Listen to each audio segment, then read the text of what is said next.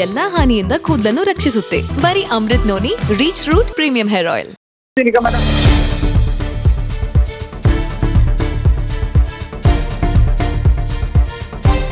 Okay, ಇನ್ನು ಸಚಿವ ಸ್ಥಾನಕ್ಕೆ ರಾಜೀನಾಮೆಯನ್ನ ನೀಡಿದ್ದಾರೆ. ವಾಲ್ಮೀಕಿ ನಿಗಮದ ಹಗರಣದಲ್ಲಿ ಸಚಿವರ ತಲೆದಂಡ ಆಗಿದೆ.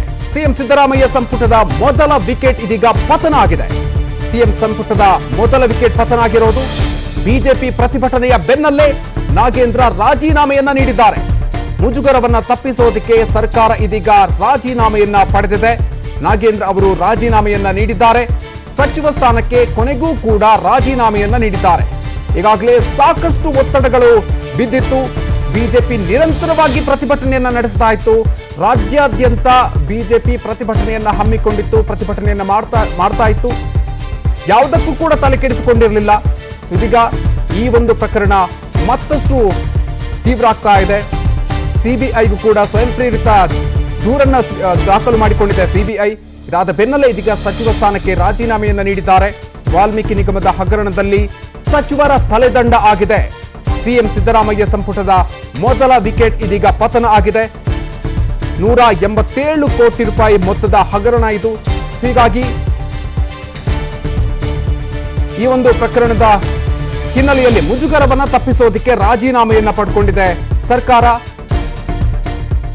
ಮುಖ್ಯಮಂತ್ರಿಗಳ ನಿವಾಸಕ್ಕೆ ತೆರಳಿದ್ರು ಸಚಿವ ನಾಗೇಂದ್ರ ಅವರು. ಆ ಒಂದು ಸಂದರ್ಭದಲ್ಲಿ ಮುಖ್ಯಮಂತ್ರಿಗಳ ಜೊತೆಗೆ ಸಮಾಲೋಚನೆಯನ್ನ ನಡೆಸಿದ್ದಾರೆ. ಅದಾದ ಬೆನ್ನಲ್ಲೇ ತಮ್ಮ ರಾಜೀನಾಮೆಯನ್ನು ಕೂಡ ಸಲ್ಲಿಸಿದ್ದಾರೆ. ಸಚಿವ ಸ್ಥಾನಕ್ಕೆ ಕೊನೆಗೂ ಕೂಡ ನಾಗೇಂದ್ರ ರಾಜೀನಾಮೆಯನ್ನ ಸಲ್ಲಿಸಿದ್ದಾರೆ. ಬಿಜೆಪಿಯ ಪ್ರತಿಭಟನೆಯ ಬೆನ್ನಲ್ಲೇ ಇದೀಗ ಈ ಒಂದು ರಾಜೀನಾಮೆಯನ್ನ ನೀಡಿರೋದು ಸಚಿವ ನಾಗೇಂದ್ರ ಅವರು. 187 ಕೋಟಿ ಮೊತ್ತದ ಹಗರಣ ಇದು. ಈ ಒಂದು ಹಗರಣದಲ್ಲಿ ಈ ಒಂದು ಹಣವನ್ನ ಲೋಕಸಭಾ ಚುನಾವಣೆಗೂ ಕೂಡ ಬಳಸಿಕೊಂಡಿದೆ ರಾಜ್ಯ ಸರ್ಕಾರ ಅನ್ನುವಂತಹ ಆರೋಪ. ಒಂದು ಕಡೆಯಲ್ಲಿ ಸಚಿವರ ನಾಗೇಂದ್ರ ರಾಜೀನಾಮೆಯನ್ನ ನೀಡಬೇಕು, ಮತ್ತೊಂದು ಕಡೆಯಲ್ಲಿ ಮುಖ್ಯಮಂತ್ರಿಗಳು, ಹಣಕಾಸು ಖಾತೆಯನ್ನು ಹೊಂದಿರುವಂತಹ ಮುಖ್ಯಮಂತ್ರಿಗಳು ಕೂಡ ಈ ಪ್ರಕರಣದಲ್ಲಿ ಭಾಗಿದಾರರು, ಅವರು ಕೂಡ ರಾಜೀನಾಮೆಯನ್ನ ನೀಡಬೇಕು ಅನ್ನುವಂಥ ಒತ್ತಡವನ್ನು ಕೂಡ ಬಿಜೆಪಿ ಮಾಡ್ತಾ ಇದೆ. ಇದರ ಬೆನ್ನಲ್ಲೇ ಈಗ ಸಚಿವ ನಾಗೇಂದ್ರ ಅವರು ತಮ್ಮ ಸ್ಥಾನಕ್ಕೆ ರಾಜೀನಾಮೆಯನ್ನ ನೀಡಿದ್ದಾರೆ. ಈ ಮೂಲಕ ಕಾಂಗ್ರೆಸ್ ಸರ್ಕಾರದ ಈ ಒಂದು ಅವಧಿಯಲ್ಲಿ ಮೊದಲ ಸಚಿವರ ತಲೆದಂಡ ಆಗಿದೆ. ಕೊನೆಗೂ ಕೂಡ ರಾಜೀನಾಮೆಯನ್ನ ಸಲ್ಲಿಸಿರುವಂಥದ್ದು.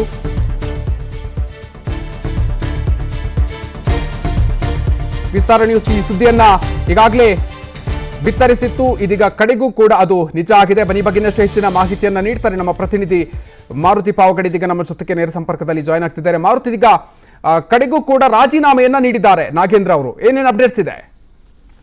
ಮಧುಕರ್, ಮುಖ್ಯಮಂತ್ರಿ ಸಿದ್ದರಾಮಯ್ಯ ಅವರ ನಿವಾಸಕ್ಕೆ ಆಗಮಿಸಿರುವಂತಹ ನಾಗೇಂದ್ರ ಅವರು ರಾಜೀನಾಮೆಯನ್ನ ಕೊಡ್ತಿದ್ದಾರೆ ಅನ್ನುವಂತ ಒಂದು ಮಾಹಿತಿ ಸಿಎಂ ಆಪ್ತ ಮೂಲಗಳಿಂದ ಗೊತ್ತಾಗ್ತಾ ಇದೆ. ಕಳೆದ 15 ನಿಮಿಷಗಳ ಹಿಂದೆ ಸಿದ್ದರಾಮಯ್ಯ ಅವರ ನಿವಾಸಕ್ಕೆ ಆಗಮಿಸಿದಂತಹ ನಾಗೇಂದ್ರ ಅವರು ರಾಜೀನಾಮೆ ಕೊಡ್ತಾರಾ, ಇಲ್ಲವೇ ಕಾಂಗ್ರೆಸ್ ಹೈಕಮಾಂಡ್ ಕೊಟ್ಟಂತಹ ಒಂದು ಸಂದೇಶವನ್ನ ಮುಖ್ಯಮಂತ್ರಿ ಸಿದ್ದರಾಮಯ್ಯ ಅವರಿಗೆ ತಲುಪಿಸ್ತಾರಾ ಅನ್ನುವಂತಹ ಒಂದು ಪ್ರಶ್ನೆ ಇದ್ದಿದ್ದು ನಿಜ. ಆದ್ರೆ ಈ ಕ್ಷಣದಲ್ಲಿ ಸಿಗ್ತಾ ಇರುವಂತಹ ಅಪ್ಡೇಟ್ ಪ್ರಕಾರ ಸಚಿವ ಸ್ಥಾನಕ್ಕೆ ನಾಗೇಂದ್ರ ಅವರು ರಾಜೀನಾಮೆ ಕೊಟ್ಟಿದ್ದಾರೆ ಅನ್ನುವಂಥದ್ದು. ನನ್ನ ಪ್ರಕರಣದಿಂದ ಈ ಪ್ರಕರಣದಲ್ಲಿ ನಾನು ಭಾಗಿದಾರನಾಗದೇ ಇದ್ರು ಕೂಡ ನನ್ನಿಂದಾಗಿ ಪಕ್ಷಕ್ಕೆ ಮತ್ತೆ ಸರ್ಕಾರಕ್ಕೆ ಮುಜುಗರ ಆಗೋದು ಬೇಡ. ಹೀಗಾಗಿ ಕೆಲ ದಿನಗಳ ಮಟ್ಟಿಗೆ ನಾನು ಕ್ಯಾಬಿನೆಟ್ ಇಂದ ಹೊರಗಡೆಗೆ ಇರ್ತೀನಿ. ತದಬಳಿಕ ನೀವು ಹೇಳಿದಂತೆ ನನ್ನನ್ನ ಒಳಗಡೆಗೆ ತೆಗೆದುಕೊಳ್ಳಿ ಅನ್ನುವಂತಹ ಒಂದು ಮನವಿಯನ್ನ ಮಾಡಿದ್ರು ಅನ್ನುವಂತ ಒಂದು ಮಾಹಿತಿ ಲಭ್ಯ ಆಗಿರುವಂತದ್ದು. ಹೀಗಾಗಿ ಈ ಕ್ಷಣಕ್ಕೆ ಸಿಗ್ತಾ ಇರುವಂತಹ ಒಂದು ಮಾಹಿತಿಯ ಪ್ರಕಾರ ಸಚಿವ ಸ್ಥಾನಕ್ಕೆ ರಾಜೀನಾಮೆ ಕೊಟ್ಟಿದ್ದಾರೆ ಅನ್ನುವಂಥದ್ದು.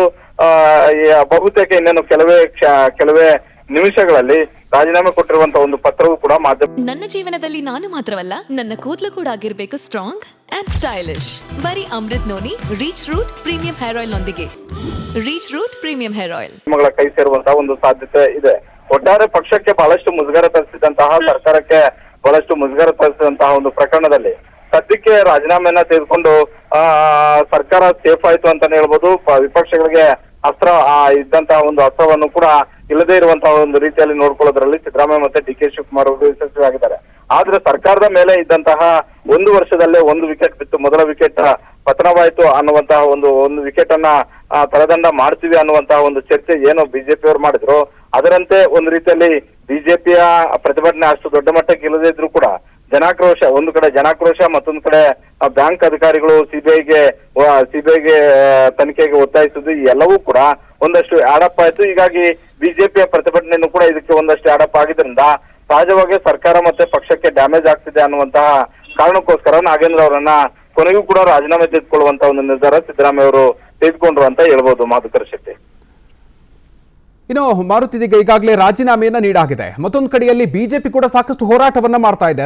ಬಿಜೆಪಿಯ ಪ್ರತಿಪಕ್ಷಗಳ ಮುಂದಿನ ಹೋರಾಟ ಯಾವುದಾಗಿರಬಹುದು ಅಂತ?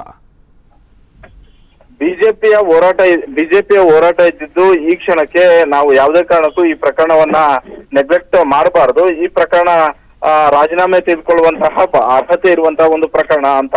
ಹೀಗಾಗಿ ಈ ಪ್ರತಿದಿನವೂ ಕೂಡ ಈ ಪ್ರಕರಣದ ಬಗ್ಗೆ ಮಾತಾಡ್ತಾ ಇದ್ರು. ಈ ಪ್ರಕರಣಕ್ಕೆ ಸಂಬಂಧಪಟ್ಟಂತೆ ಮಾತಾಡುವಂತ ಒಂದು ಕೆಲಸವನ್ನ ಮಾಡ್ತಾ ಇದ್ರು. ಈ ಪ್ರಕರಣಕ್ಕೆ ಸಂಬಂಧಪಟ್ಟಂತೆ ದಿನಕ್ಕೊಂದು ಪ್ರತಿಭಟನೆಯನ್ನು ಕೂಡ ಮಾಡ್ತಾ ಬಂದಿದ್ರು.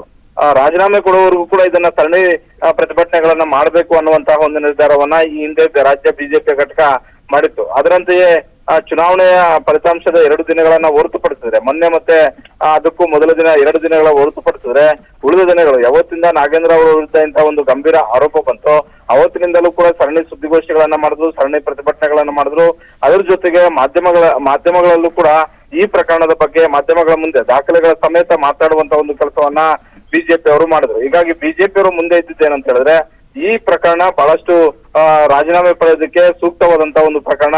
ಒಂದು ವೇಳೆ ಈ ಪ್ರಕರಣದಲ್ಲಿ ರಾಜೀನಾಮೆ ಪಡೆಯದೇ ಇದ್ರೆ ಇಂಥ ಒಂದು ಅವಕಾಶ ವಿಪಕ್ಷದ ಮುಂದೆ ಮತ್ತೊಂದು ಬರೋದಿಲ್ಲ, ಮತ್ತೊಂದು ಅವಕಾಶ ಸಿಗೋದಿಲ್ಲ. 1 ವರ್ಷದ ತುಂಬಿರುವಂತಹ ಒಂದು ಖುಷಿಯಲ್ಲಿರುವಂತಹ ಒಂದು ಸರ್ಕಾರಕ್ಕೆ ಚೆಕ್ಮೇಟ್ ಕೊಡೋದಕ್ಕೆ ಈ ತಲೆದಂಡ ಆಗ್ಲೇಬೇಕು ಅನ್ನುವಂತ ಒಂದು ರೀತಿಯಲ್ಲಿ ನಿರ್ಧಾರವನ್ನ ಮಾಡಿತು.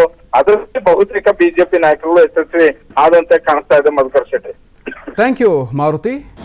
ಅನುಕ್ಷಣದ ಸುದ್ದಿಗಳಿಗಾಗಿ Vistara news YouTube channel subscribe ಮಾಡಿ. ಹೊಸ ಸುದ್ದಿಗಳ ನೋಟಿಫಿಕೇಶನ್ಗಾಗಿ ಬೆಲ್ ಐಕಾನ್ ಕ್ಲಿಕ್ ಮಾಡಿ. ಲೇಟೆಸ್ಟ್ ಅಪ್ಡೇಟ್ಸ್ಗಾಗಿ www.vistaranews.com ವೆಬ್ಸೈಟ್ಗೆ ವಿಸಿಟ್ ಮಾಡಿ. ಅಂಗೈಯಲ್ಲೇ ಜಗತ್ತಿನ ಸುದ್ದಿ ತಿಳಿಯಲು Vistara news Kannada app download ಮಾಡಿ.